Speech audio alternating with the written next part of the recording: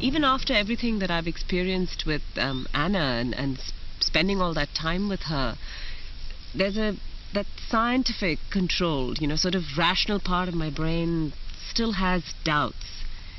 So I wonder what it will take to totally convince me. And then a unique opportunity presented itself.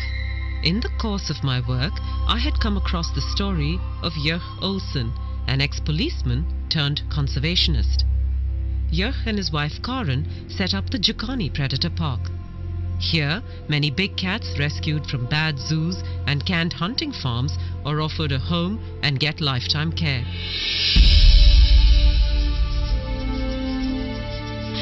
Jörg has a remarkable relationship with his cats, and he handles them in a way I have seldom seen before.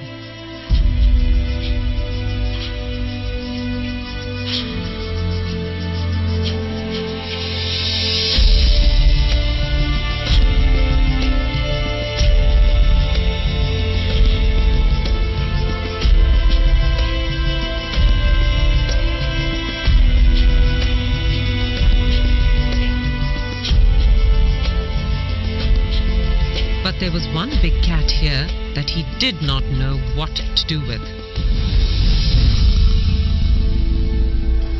This black leopard, called Diabolo, had been rescued from a European zoo where he'd been abused. That experience had made him suspicious and vicious. All he did was sit in his night shelter and snarl at anyone who came close to him. 6 months in, and Jörg was at a loss as to how to deal with this cat. That whole atmosphere there was a vibe of aggression and of I hate you and I will kill you. And the one encounter I had with him, he sent me to hospital 1 bite, 1 week. Here, I thought, was the perfect case. If Anna could get this animal to change his behavior and become well adjusted, then I would have no choice but to acknowledge that she was in dialogue with animals.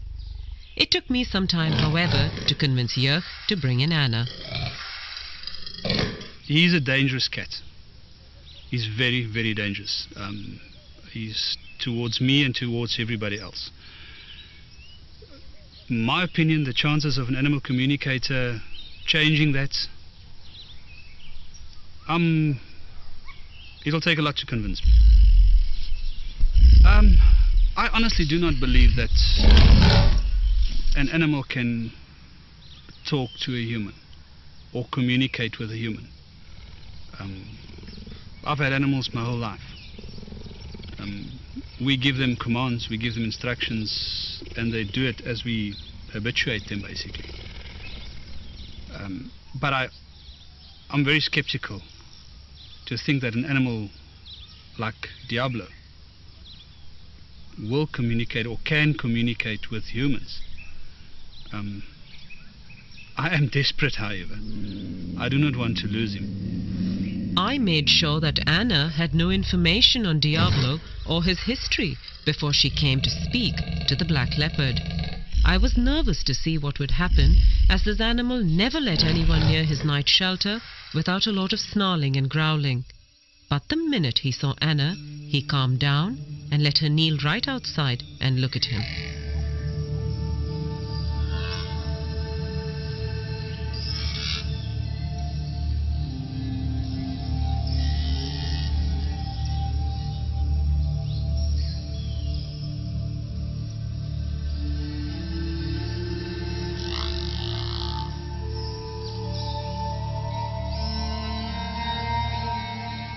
This beautiful black leopard that you've asked us to communicate with is very overawed by his new surroundings, having come from a very cramped and stressful place for him. That this place has been provided for him, but he's been quite conditioned by a very unfortunate past. He doesn't want much to do with humans as a result. He's immensely powerful, and I mean not just physically, which you well know and respect, but he's immensely powerful with a wisdom and an energetic presence and personality that is far bigger than anyone has ever appreciated about him before.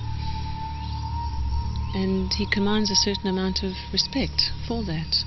Again, not in a needy way, but really just out of, by virtue of who he is as a being. There's a very particular thing about his name, Diabolo. He wants that name changed because he doesn't like the associations with it, the blackness, the darkness, the diabolical. And when asking him about his past before coming here, he shows concern for 2 young cubs that were next to him. He's asking what happened to them with a great sense of care and concern. We actually forgot about that. When we went to fetch him, there was so much excitement about bringing him back here. It actually slipped my mind until she said, he asked about the 2 cubs, and then we've remembered there were 2 little young leopard cubs next door to him that came from Rustenburg, and they were sort of semi-wild. They weren't hand-reared, and it just slipped my mind. And when they talked about it, I couldn't believe. I actually did believe it. I mean, then I really believed that they were communicating. And she communicated with him, and when we spoke to her and she relayed all the information back to us, firstly I didn't believe her. It's things that anybody can think out, and you can think, And then she said something about the cubs that were with him. And that changed this whole thing, because now all of a sudden, that's something that she didn't know about. And I've also reassured him that you have no demands of him here, that you're quite happy to not make any physical demands of him or any expectations for display or interaction, that you're really willing to let him be how he wants to be. And that's given him an enormous sense of relief. Yeah. And having told him that is for the first time made him actually genuinely interested and now exploring a bit further. Now that he feels that he's not being asked to come out more, he's genuinely interested in being relaxed enough to have a natural curiosity come out and to actually expand his horizons a bit. And Jurg was just stunned when the black leopard walked out of his night shelter into the larger enclosure later in the afternoon. In the 6 months that the cat had been here, Jurg had never seen him out of the night shelter. He then decided to rename the leopard Spirit.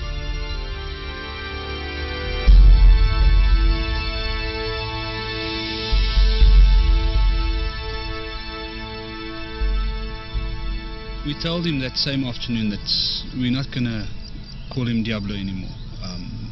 And we understand and we agree with that the diabolical side of it. That's not what he is to us. And we'd like to change his name to Spirit. As I walked to him, I thought, listen, he asked about the 2 young leopards. And I thought, well, I'm here now, there's nobody else here. I'm not going to look like a fool if he ignores me. I'll tell him what happened to those leopards. And as I called him and I said Spirit, and he was looking at me, he was lying like that, I said, with regard to the 2 little leopards, I just want to assure you and I want to tell you that they're safe. And I couldn't help it. I just said to him, wow, you're beautiful. Beautiful. Oh, that's mooi. That's mooi. And he gave me that, oh. And I thought, what's happening here? And I said to him, you understand what I'm telling you if I say to you that you're the most stunning cat? Oh. And I spoke to him and he answered me about 19 times. And he just sat there and he was totally relaxed. It's the first time since we had him that I felt at ease with him. I felt that he was relaxed and he understood me. It was, to say that I don't know what it feels like for him. For me, it was the most amazing moment. Later that afternoon, Anna came back to check up on Spirit and to see how he was doing. I'm asking him now about how he experienced the communication from Jurg through the fence. And he said it's the first time that someone has directly expressed to him verbally appreciation for who he really is, not how they see him to be. And that really surprised him. He shows me an image of literally stopping in his tracks by surprise at that sense of just this wall of appreciation coming towards him. He is so relieved that nothing's being demanded of him here. He's just so relieved. It's like this weight is lifted from his shoulders. And when he was grunting back, he said he was saying thank you for the thank yous. So each thank you he was getting, he was saying thank you back.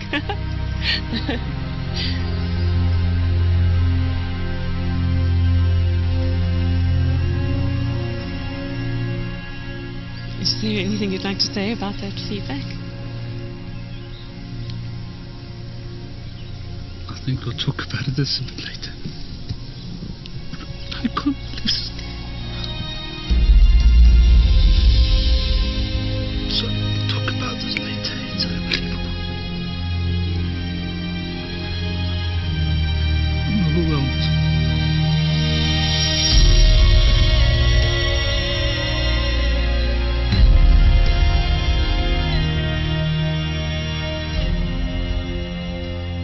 It's two different animals. It's two totally different personalities. We had a snarling cat, angry at everything, upset about being here, hating humans, hating us for having him here, you know, ready to kill in an instant. To this relaxed black leopard that's lying on top of his log in his shelter is this attitude of you recognize me for who I am now. And it's amazing to talk to him and get the talking and get him to talk back to us. Jurg and Karen attended Anna's workshop on animal communication and now use it regularly with all their animals. It changed my whole life. And spirit and animal communication has taught me, you know, when I work with my other lions, the reactions you get, the communication you get back, the feelings you get. You know, sometimes you get lions or Queenie, for instance, that's unhappy with something that happened. And I'm not sitting out there wondering what's wrong with her. She tells me, and I can correct it, and I can make her happy because she is in my... I have to look after her. I've got to make her happy.